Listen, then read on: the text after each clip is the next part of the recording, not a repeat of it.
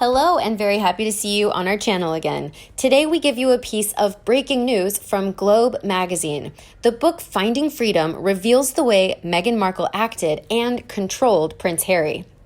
So what have we learned so far about Prince Harry and Meghan Markle's relationship in the new book Finding Freedom? That Meghan is in charge. Somehow, in spite of her past history, Meghan has convinced Harry that she needs to be protected by him, and he has been rushing to her defense with every perceived slight. In fact, that seems to be how he sees his marriage, not a love affair between equals at all.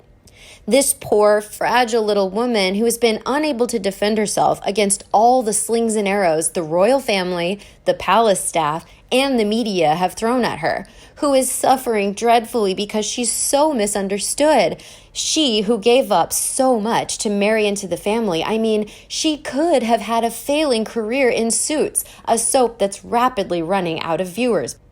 He needed to protect her and, of course, Archie, and that seems to be his only mission in life at the moment. And poor old Harry, what does he get out of it? And protect her against what? Meghan has this extraordinary knack of making trouble. Almost everything she's done since the wedding seems to have caused some controversy or another. Events, tours, trips, where they have been a triumph, the next move will be a disaster. Helping people who suffered as a result of the Grenfell Tower fire on one hand, writing slogans on bananas for sex workers on the other, a successful tour of South Africa followed by the disastrous interview in which she tells the world she is only surviving, not thriving. The list is so long, I could go on and on. For lovelorn Harry, Meghan has perfected the little woman persona, and he seems to believe that is who she really is. So much so that Meghan appears to be able to do anything she likes, and he will buy her version of the story. So if she didn't brief Omid herself, she probably confided in Marcus, and Marcus, ex-lover of Omid, relayed the information directly to the author. After all, Marcus was the one who persuaded Omid to write the book in the first place. And Meghan relays every little smart, every little perceived slight, and it's copied down to be printed in the book Meghan had nothing to do with. If Harry hadn't read the book before, actually, if he had read it before publication, once out, there was nothing at all he could do about it. Whether he realized the damage that would be done to his family is unknown, but he ought to be ashamed of himself. He believed Meghan to be everything she wanted him to see and fall in love with.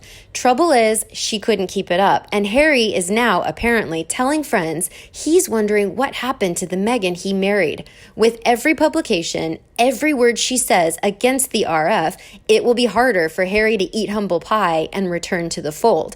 But I suspect he will in time, because what else is there for him? He could go and live in Africa and work for Sintabale, but that won't earn him any money. And as plain old Harry Wales, not doing any royal family duties, where is his fundraising ability? He has gone AWOL from his military responsibilities, and going AWOL is not something the forces admire. He ditched them, reneged on his duties, all because Meghan and Archie, of course, needed protecting. Unlikely to be a comeback there. Invictus Games, well, that's his baby, but having gone AWOL, he will find it difficult to regain the respect of the injured soldiers whose lives have been blighted and who are left unable to walk away from their injuries. Daily, Harry's prospects dwindle, all because of an actress who, during courtship until marriage, learned to play her part too well. How do you feel when a lot of people say Meghan Markle is cunning? Ursula? Is that you?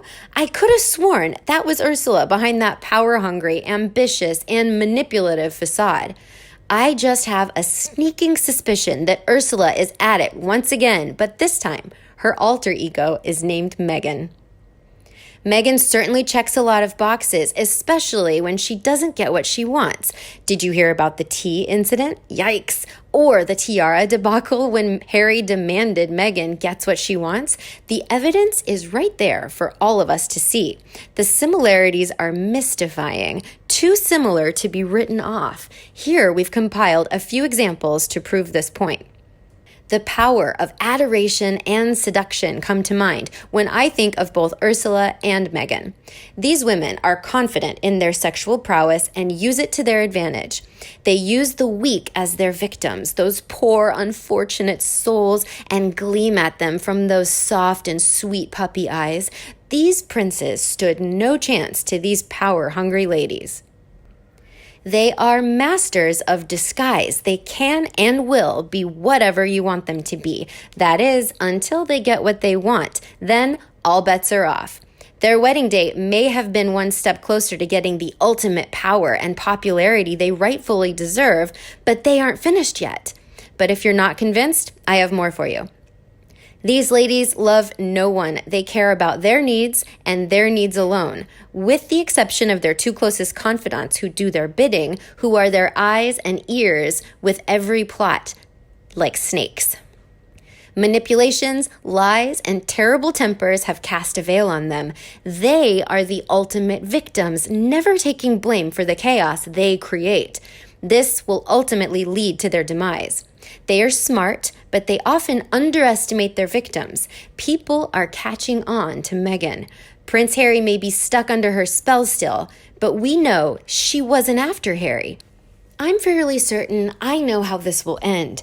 If Ursula hasn't come back for vengeance using her alter ego Meghan, then Meghan's a better actress than I thought. How do you feel when people call Meghan cunning? I feel they're spot on. One royal fan had this to say, I think the mind games Harry has been subjected to must be astonishing. Imagine, 1 minute he admires her for her independence and strength to stand up for herself against the firm, something at times he was unable to do. The next minute, this very strong woman comes to Harry and asks him to protect her as only he can. Imagine how flattered he must be. Oh, can you help me? You're the only person in the whole wide world who can stand up for me, for us, for our family. This is your time to shine. You deserve it. I am inspired by you. Imagine how hearing those words, very rarely said to him, singling him out as the grand protector, being said to him day and night, day in and out, being told him from somebody he admires as a strong person, must mess with his mind. Another added, so sad but true. Prince Harry will be on his self-destructive path until he isn't. William and Kate tried to at least tell him to slow down and take his time, but unfortunately that backfired in their faces. Maybe someday he will wake up and see he's on a path to nowhere. Plus, I'm not sure Meghan would find humanitarian work to her liking if that was the way they lived. It's one thing to waltz in and say hello, hand out some goodies, and be there for some pictures for publication in all the right places, and then waltz out again to your life of luxury. Quite another to live there full time. What about you? What do you think of the book Finding Freedom and Meghan Markle? Please let us know in the comment section below and let's discuss them together. Remember to like and share my video with anyone you think will also love it. And as always, come back to our channel for all the latest news on the royal family right here. Thanks for watching and see you in the next video.